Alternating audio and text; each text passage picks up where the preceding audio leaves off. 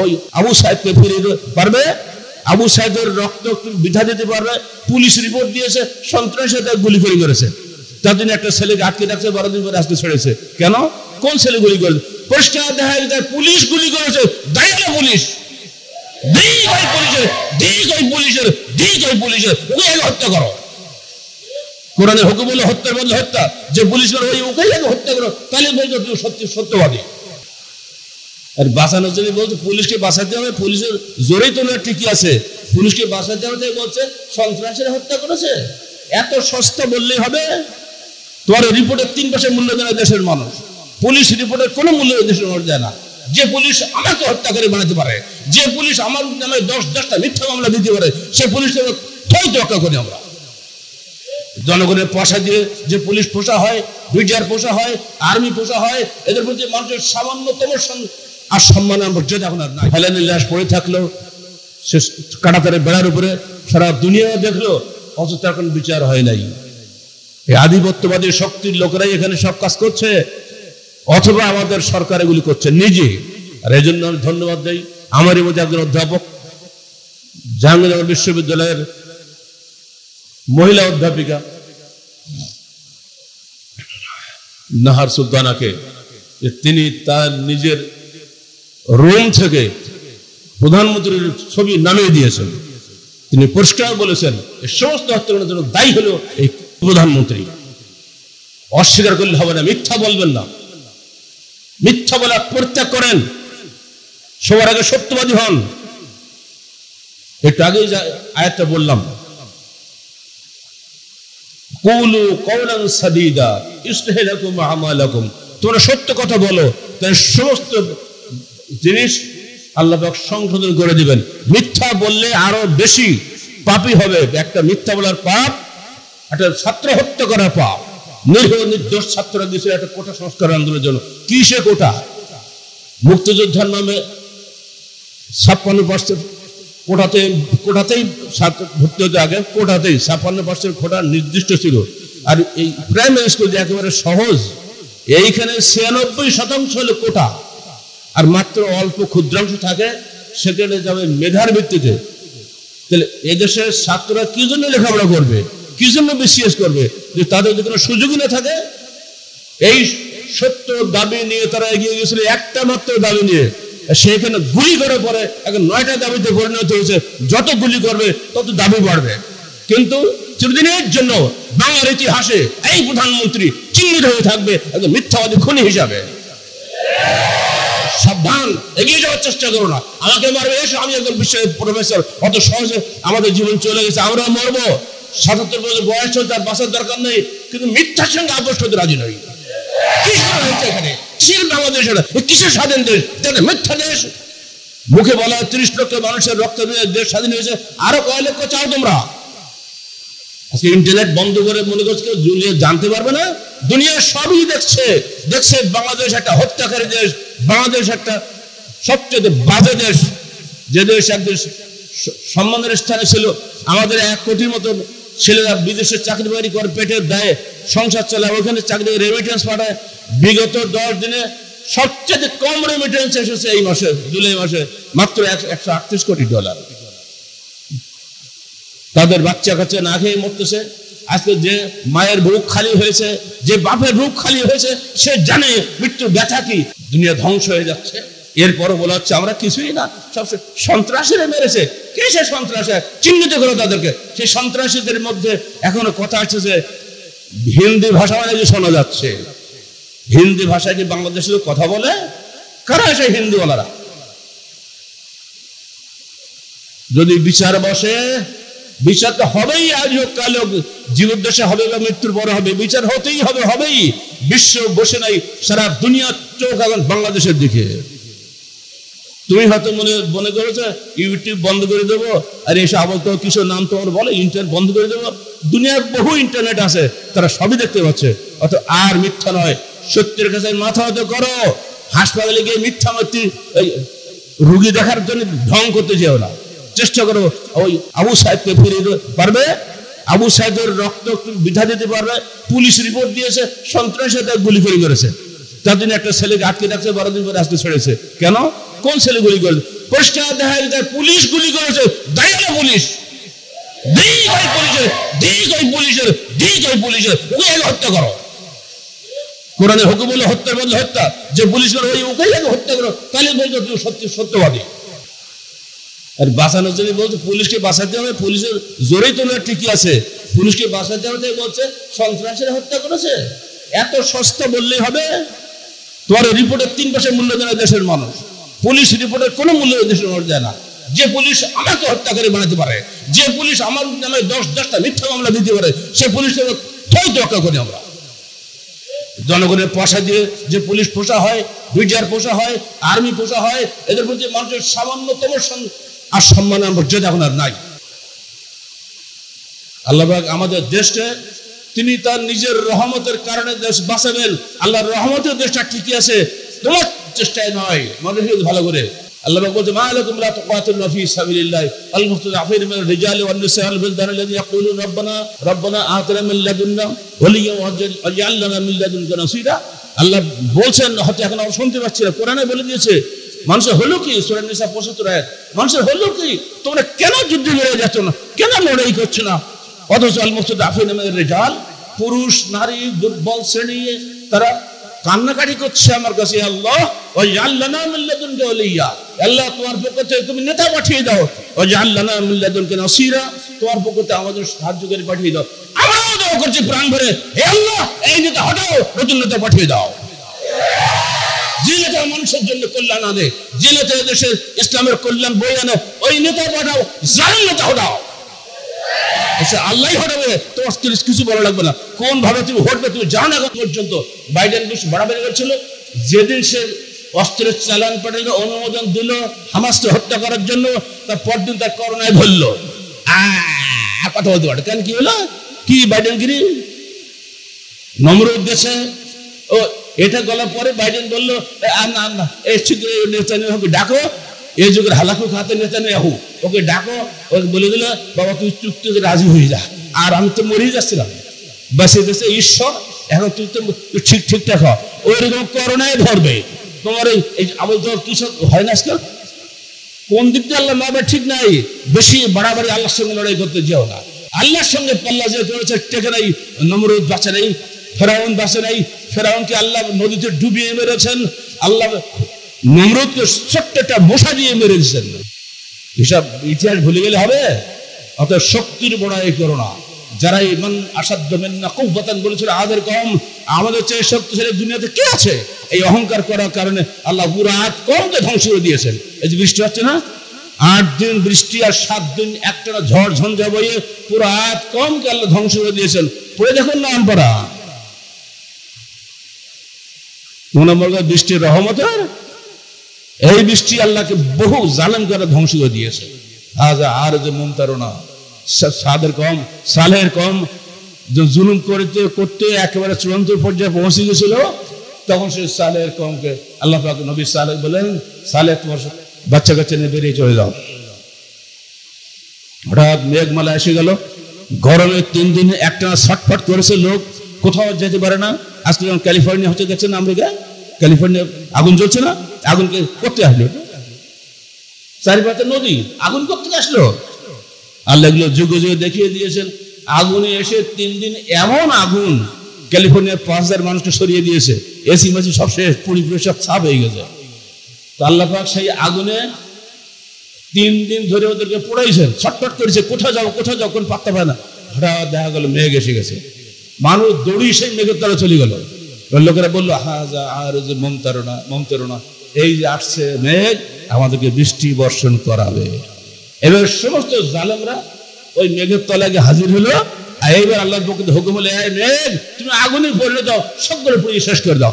একটাও বাঁচেনি, ওই মেঘ আগুন হয়ে গেল, সব ধ্বংস হয়ে গেল। ইতিহাস ভুলে গেলে হবে? কারাগারে বসে কোন সাবজেক্ট খুঁজে নেবে, নবীদের কাহিনী লিখেছিলাম, কারণ আমার খাতা আর কলম নিয়ে যেত, 1 মাস ধরে দেখতে মৌলবীদের দিয়ে উনি কি লিখলো, আবার পরে বলতে বলতে বলতে বলতে ফিরিয়ে দিত। তাই ভাবলাম নবীদের কাহিনী লিখলে এখন ডিস্টার্ব করবে না, ওর আল্লাহ তাও বাঁচায় নাই, তাও নিয়ে যেত। এই নবীদের কাহিনীর মধ্যে এগুলো সব আছে, পড়ে দেখবেন বই বলতে কিভাবে আল্লাহ বিগত দিনে 6টা জাতিকে ধ্বংস করেছেন। বাংলাদেশ ধ্বংস হবে নেতাদের কারণে। নেতারা ধ্বংস হলে তো দেশ ধ্বংস হয়, সাধারণ মানুষের কিছু হয় না। আল্লাহ নেতাদেরকে উপরে, নেতাদের কারণেই দেশটা ধ্বংস করে দেন। অতএব নেতাদের বলছে সাবধান হয়ে যাও। এখন এসে মিছিল করছে আমাদের আহলে হাদিস নিয়ে আসে, কত কান্না কাঁদতেছে, কি বলে শোকের মাস শুরু হয়ে গেছে। কিসের আহলে হাদিস তোমরা? লজ্জা করে না? আহলে হাদিস মুখে বলতে লজ্জা নেই? আহলে হাদিসের নিজস্ব বৈশিষ্ট্য আছে, তারা কোশ্চিন করে বাতিলের সঙ্গে আপোষ করে না। আহলে হাদিস কোরআন হাদিসের বিরুদ্ধে কোনো কিছু মানে না। দুনিয়ার গেলেও তারা কোরআন এবং সহিহ হাদিসকে অগ্রাধিকার দিয়ে থাকে। কোরআনে যা আছে তাই করবো, যা নাই তা ছাড়বো। হাদিসে যা রয়েছে তাই মানবো, যা নাই তা ছাড়বো। এই হলো আহলে হাদিস। শুধু রহদান করলে কি আহলে হওয়া যায় নাকি? এত সস্তা না। বাতিলের সঙ্গে 1 মিনিটের জন্য আপোষ করা চলে না। যদি সে নিজেকে আহলে হাদিস বলে, তাকে অবশ্যই আপোষহীন হতে হবে, আপোষকামী হওয়া চলবে না। জীবনের প্রতিটি ক্ষেত্রে 1 দিন 5 দিন না, শুধু জুমার সময় না, সব সময়। আল্লাহ পাক আমাদেরকে বলে দিচ্ছেন পরিষ্কার ভাবে, দেখো ইয়াউমা ইয়াতাযাক্কারুল ইনসানু মা সাআ ওয়া বুরিজাতিল জাহিমু লিমান ইয়ারা ফাআম্মা মান তাগা ওয়া আসারা হায়াতাদ দুনিয়া ফাইনাল জাহিমা হিয়াল মাওয়া ওয়া আম্মা মান খাফা মাকাম রাব্বিহি ওয়া নাহা নাফসা আনিল হাওয়া ফাইনাল জান্নাতু হিয়াল মাওয়া। সূরা আবাসা 35 থেকে 41 আয়াত। সবই আমপারা। আমপারাটা তো কিছু লেখাপড়া কিছুই না আসেন, অন্তত আমপারা তফসিরটা কিনে বাড়ি বসে পড়েন, টাকা পয়সা দিয়ে খালি মাছ কিনে গোশ কিনে খাইন, কিছু এলেম শেখেন। আল্লাহ বলছেন যেদিন মানুষ তার কর্মফল নিয়ে চিন্তা করবে যে তার এতদিন করলামটা কি, সারা জীবন তো ব্যবসা বাণিজ্য কত কি করলামটা কি, চিন্তা করবে নিজে নিজে। কবে এটা? কিয়ামতের দিন। তার আগে তো সময়ই পাবে না। বুরিজাতিল জাহিমু লিমান ইয়ারা, এবং জাহান্নামকে সামনে দেখানো বই দেখো, তোমাকে ওখানে পড়তে হবে। জাহান্নাম সামনে একবারে। ফাআম্মা মান তাগা, দুনিয়াতে যে ব্যক্তি সীমালঙ্ঘন করেছিল, ওয়া আসারাল হায়াতাদ দুনিয়া, এবং দুনিয়াবী জীবনকে অগ্রাধিকার দিয়েছিল, ফাইনাল জাহিম হিয়াল মাওয়া, ওই যে জাহান্নাম, ওটা তোমার ঠিকানা। একদম চাক্ষুষ দেখানো হয়। আল্লাহ পাক বাণীচিত্র অঙ্কন করে বান্দাকে আগেই শুনিয়ে দিয়েছেন, সাবধান বান্দা, বাড়াবাড়ি করো না, সীমালঙ্ঘন করো না। দুনিয়া তোমার জন্য বেশি দিনের জন্য নয়, কদিন পরেই তোমার চোখ বন্ধ হয়ে যাবে, সব শেষ হয়ে যাবে। অতএব সাবধান। ওই যে ওই দেখা যাচ্ছে জাহিম, জাহান্নাম। ওয়া আম্মা মান খাফা মাকাম রাব্বিহি ওয়া নাহা নাফসা আনিল হাওয়া, বিপরীত হলো যারা আল্লাহর দণ্ডমান প্রতি মুহূর্তে ভয় করে, আমি যা করছি আল্লাহ কেন আছে, এই যে কথা বলছে আল্লাহ শুনছেন। ওয়া আম্মা মান খাফা মাকাম রাব্বিহি ওয়া নাহা নাফসা আনিল হাওয়া, এবং প্রবৃত্তি পূজা থেকে যে নিজেকে বিরত রাখে, যে না মন যা চায় তাই করবো, এ থেকে যে নিজেকে বিরত রাখে, ফাইনাল জান্নাত হিয়াল মাওয়া, জান্নাত তার ঠিকানা হবে। ওই যে দেখো জান্নাত। মৃত্যুর পরে আল্লাহ আমাদেরকে উঠাবেন, তারপরে জাহান্নামের কঠিন অবস্থা দেখাবেন। তখন ভয়ে অবস্থা খারাপ হয়ে যায়। আগুনের মিশকাত আযাবুল কবর আছেন প্রথম দিকে, ওখানে হাদিসগুলো পড়বেন। ওই দেখো আগুনের পরে আগুন ঢেউ গেলে যাচ্ছে, ওটাই তোমার ঠিকানা ছিল। এবার জান্নাতের চেহারা দেখাবে। এই দেখো জান্নাতের শুভতা যেমন দেখবে, সুন্দর চেহারা। দেখো বান্দা, তুমি দুনিয়াতে সীমালঙ্ঘন করনি, তুমি আল্লাহর বিধান মেনে চলেছিলে। ওই লেলিয়ান আগুনের আযাব থেকে আল্লাহ পাক তোমাকে বাঁচিয়ে জান্নাতের জন্য নির্দিষ্ট করেছেন। আল্লাহ পাক যেন আমাদের সবাইকে জান্নাতি হওয়ার তৌফিক দান করেন। কিন্তু জাহান্নাম দেখানো হবে, কিন্তু আমাদেরকে জাহান্নাম দেখানো হবে কি কঠিন আযাব থেকে তোমরা বেঁচে গেলে। আজকে একটাই কাজ, দুনিয়াতে সে 2টা বৈশিষ্ট্য অর্জন করে এসেছিল। জাহান্নামীদের 2টি বৈশিষ্ট্য, সীমালঙ্ঘন ও দুনিয়া পূজা। দুনিয়া দুনিয়া দুনিয়া, টাকা ছাড়া সে কোনো কাজই করবে না। এই লক্ষণ যাদের মধ্যে আছে, সে বুঝবে সে জাহান্নামী। টাকা রেখে কবরে যাবে। আর জান্নাতীদের 2টি বৈশিষ্ট্য হলো সর্বাবস্থায় আল্লাহ ভীতি, নফসের পূজা হতে বিরত থাকা। প্রতিটি কাজে সে আল্লাহকে ভয় করতে আসছে। এটা কি হাদিসে আছে? এটা কি জায়েজ না নাজায়েজ, হারাম না হালাল? এই যে যাচাই বাছাই করা কি জন্য করে? শুধু জান্নাতের কারণে তো করে, আল্লাহর ভয়। ওয়া আম্মা মান খাফা রাব্বিহি জান্নাতান, সূরা রহমান আছে একটা জান্নাত আল্লাহ যে ব্যক্তি প্রতি মুহূর্তে আল্লাহকে ভয় করে তার জন্য দুইটা জান্নাত হবে। আলহামদুলিল্লাহ, আর দুটা দরকার নেই, আল্লাহ একটা দাও। জান্নাতে দুটা বৈশিষ্ট্য কি? আল্লাহ ভীতি 1 নম্বর, 2 নম্বর নফসের পূজা হতে বিরত থাকা, মন যা চায় তাই করবো এটা নয়। মন তো শয়তান, শয়তান তো প্রতি মুহূর্তে আপনার খারাপ দিকে নিয়ে যাবে। একটু ভেজাল দিলে দাম এত বেশি পাবো, মাছের ওজনে একটু যদি পানি বেশি করে দিতে পারি, ওরে বাবা চকচকে দেখা যাবে দাম বেশি হয়ে যাবে।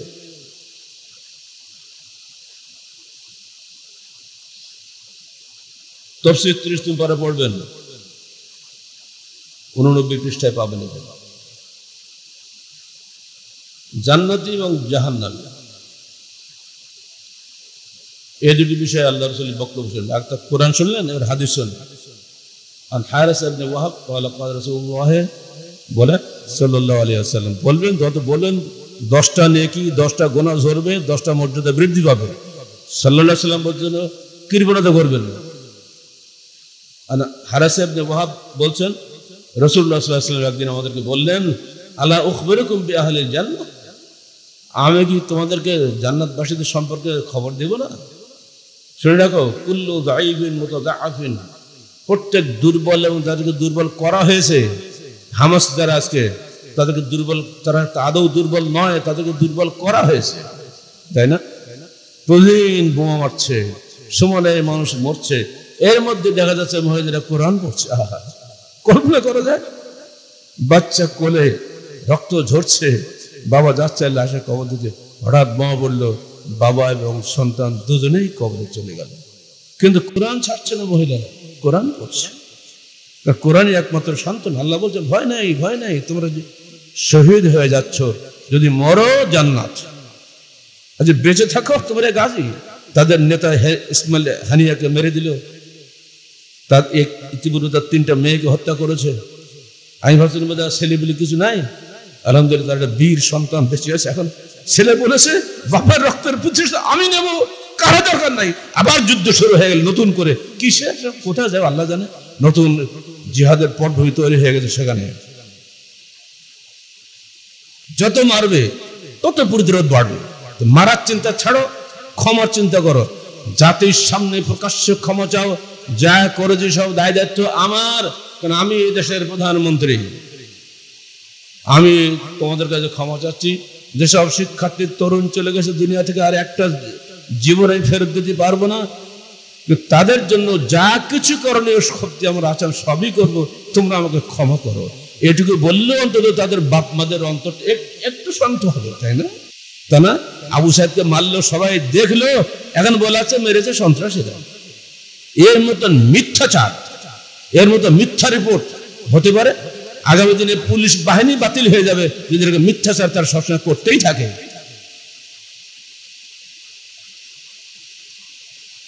জয়ীফ মুতাযাআফ, যারা দুর্বল এবং দুর্বল করা হয়েছে, এটা হলো জান্নাতীদের দুনিয়াবী লক্ষণ। লাউ আকসামা আলাল্লাহ লাবারহু, যদি তারা আল্লাহর নামে কসম করে আল্লাহ তাকে মুক্তি দিয়ে দেন। এই জন্য দেখছে ওরা গাজার মহিলারা কিভাবে কোরআন পড়ছে বোরকা পরে, আহা দেখলে এত মায়া লাগে। তারা মরছে, মৃত্যুর কোনো ভয় নাই, তারা মৃত্যুকে স্বাগত জানাচ্ছে।